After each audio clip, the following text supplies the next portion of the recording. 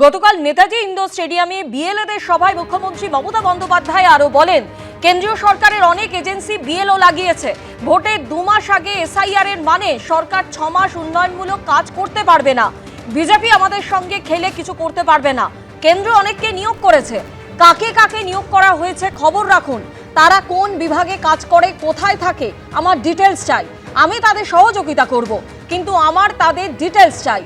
নেতাজি ইন্ডোরে বিএলওদের সভা থেকে হুঙ্কার মুখ্যমন্ত্রী মমতা বন্দ্যোপাধ্যায়। সেন্ট্রাল গভর্নমেন্টের এজেন্সিরও অনেক বিএলও লাগিয়েছে, এই প্রথম মাথায় রাখবেন। আমার কাছে স্টেট সেন্টারে কোনো পার্থক্য নেই। আমি সবাইকে বলছি, যার যার দায়িত্ব পালন করুন, আমাদের যতটা সহযোগিতা আছে আমরা করব। কিন্তু গায়ের জোরে যে কাজটা করতে 2 বছর লাগে, সেইটা মাত্র 2 মাসে করতে হবে, যাতে গভর্নমেন্ট আগে থেকে 6 মাস কোনো ডেভেলপমেন্টের কাজ করতে না পারে।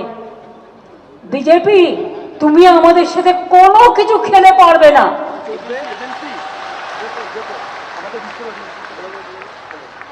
সব এজেন্সিকে তোমার দালাল বানিয়েছো। এই বিএলওদের বেশিরভাগ শিক্ষক, কিছুদিন বাদে আবার মাধ্যমিক পরীক্ষা আছে, তাছাড়া ছেড়ে দিন। আমি শুনেছি সেন্ট্রাল গভর্নমেন্টের অনেককে অ্যাপয়েন্টমেন্ট করা হয়েছে। প্রত্যেকের আগে খবর রাখুন তো, সেন্ট্রাল গভর্নমেন্টের কাকে কাকে অ্যাপয়েন্টমেন্ট করা হয়েছে, তারা কোন ডিপার্টমেন্টে কাজ করে, কোথায় থাকে, আমার ডিটেলসটা চাই। আমি তাদের সহযোগিতা করবো, কিন্তু আমার ডিটেলস চাই। এটা স্টেটকে জিজ্ঞেস করে করেনি, ইলেকশন কমিশন ইচ্ছে মতো করছে। স্টেটের অফিসারদের অবজার্ভার করছে স্টেটকে না জানিয়ে। আবার মাইক্রো অবজার্ভার কারা? না তো বিজেপির দালাল দিল্লির লোকেরা। সেগুলো না বোঝে বাংলা, না বোঝে মথুয়া, না বোঝে রাজবংশী, না বোঝে কামতাপুরি, না বোঝে লেপচা, না বোঝে নেপালি। সেগুলো কি করবে? খাবে না খই ছড়াবে? কোনটা করবে জিজ্ঞেস করুন। তারা নাকি হিয়ারিং করবে। হিয়ারিং না হলে হিয়ারিং দিয়ে দিন একটা করে। অন্যদিকে মমতা বন্দ্যোপাধ্যায়ের অভিযোগ উড়িয়ে দিয়ে নির্বাচন কমিশনের তরফ থেকে দাবি করা হয়েছে যে মাইক্রো অবজারভাররা সবাই এ রাজ্যের, ভিন রাজ্যের কাউকেই মাইক্রো অবজারভার হিসেবে নিয়োগ করা হয়নি। শুনানির জন্য 1.5 দিনের মধ্যে 10 লক্ষ নোটিশ জেনারেট করা হয়েছে। আজকের মধ্যে নোটিশ প্রিন্ট করার নির্দেশ জেলা শাসকদের, এমনটাই সূত্র মারফত জানা গিয়েছে। 27শে ডিসেম্বর থেকে এসআইআর এর শুনানি শুরু হবে। নির্বাচন কমিশন সূত্রে জানা গেছে যে শুনানি হতে পারে কলেজ, পুরসভা কিংবা সরকারি অফিসে। গ্রামে শুনানি হতে পারে বিডিও কিংবা সরকারি অফিসে, কিন্তু গ্রামে কোথাও পঞ্চায়েত অফিসে হবে না এসআইআর শুনানি।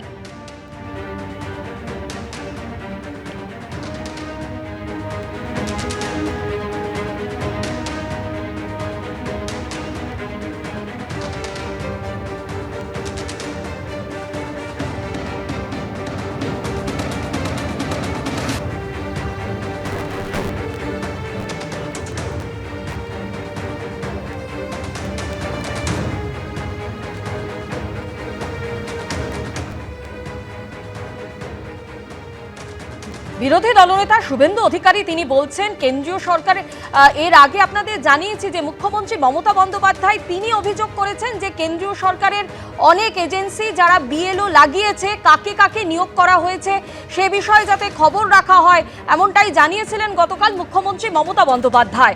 আর এই নিয়ে বিরোধী দলনেতা শুভেন্দু অধিকারী তিনি কি বলছেন শোনাবো আপনাদের। মাইক্রো অবজারভারের তালিকা আমি জানি না, আমি শুনেছি 24 তারিখে তাদের ট্রেনিং হবে।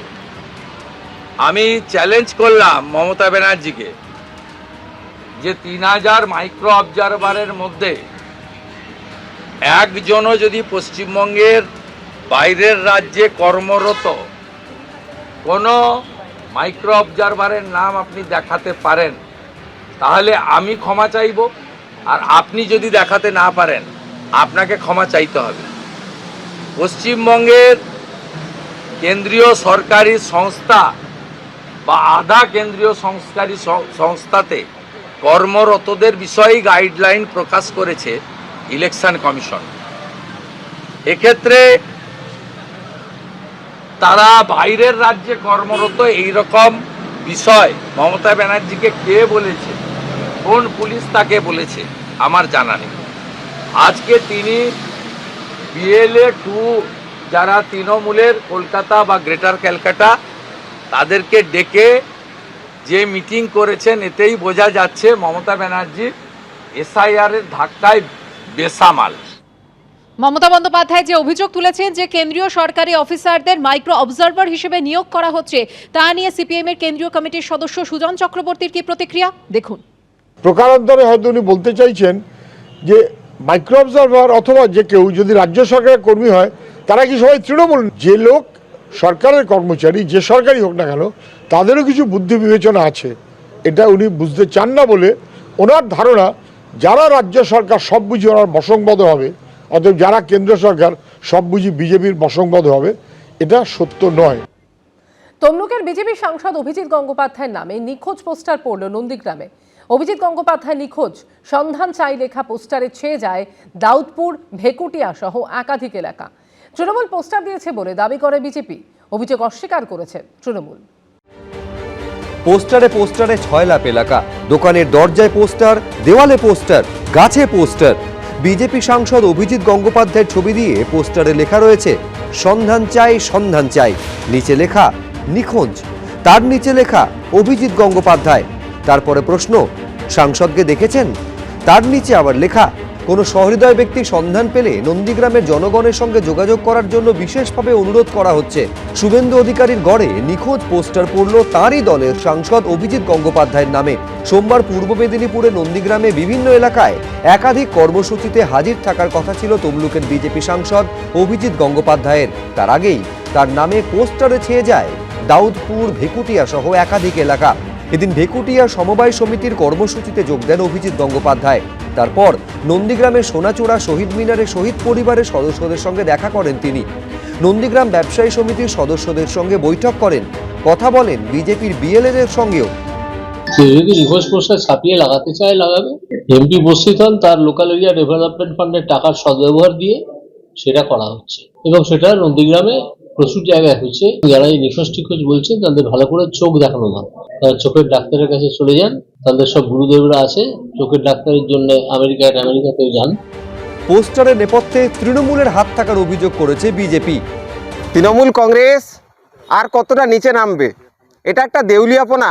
21 সালের পরে নন্দীগ্রামের মাটিতে তৃণমূল কংগ্রেসকে দেখছি একদম ক্ষয়িষ্ণু হয়ে যাচ্ছে। পোস্টার মারিয়ে নন্দীগ্রামের বিভিন্ন জায়গায় তাদের সেই দেউলিয়াপনার উদাহরণ দিতে হচ্ছে। এটা বিজেপির গোষ্ঠীদ্বন্দ্বের জন্যই হয়েছে এবং শুভেন্দু অধিকারীর অনুগামীরা এই ঘটনা ঘটিয়েছে। পোস্টারগুলি নজরে আসতেই সেগুলি ছেড়ে ফেলেন বিজেপি কর্মীরা। বিটন চক্রবর্তী, এবিপি আনন্দ, পূর্ব মেদিনীপুর। এবিপি আনন্দ, এগিয়ে থাকে, এগিয়ে রাখে।